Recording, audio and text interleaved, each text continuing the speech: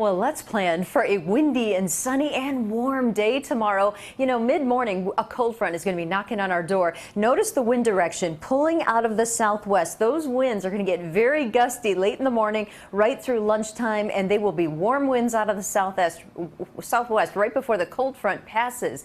Now, those winds are also going to really push the temperature. Today, we also had warm winds as well, but now we're watching this area of low pressure bring some rain into Minnesota and the Dakotas. But as the whole front travels to the south and east, it is going to encounter the dry air that we have in place. So I'm thinking a lot of the precipitation loses steam as it heads closer, but the winds will be the big story tomorrow. Well, we made it to 88 degrees today. 73 is where we stand. I don't know if you had a chance to step outside and look at the beautiful full moon, but some of you have clear skies, especially north of the city, to get a good look at that for tonight. Also, it's very comfortable out there. Even though we hit 88 degrees, it didn't feel so steamy because dew point temperatures are down. Yesterday they were in the mid 70s. Now we're in the mid 50s and some 60s. So the air mass is feeling a lot more comfortable tonight. So on the satellite radar picture, we have clouds south of the city into northwest Indiana, clearing to the north. So the farther north you go, the more you have clearing skies. And overnight low temperatures will be in the mid 60s.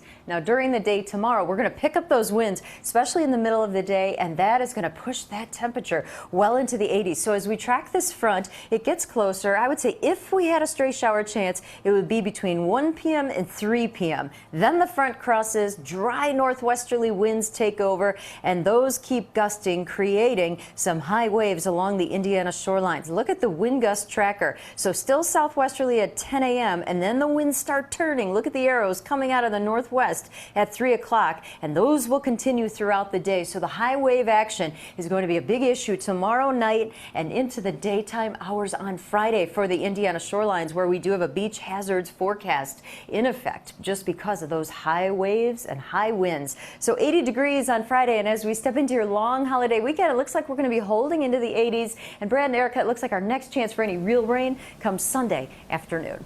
Thank you, Mary Kay.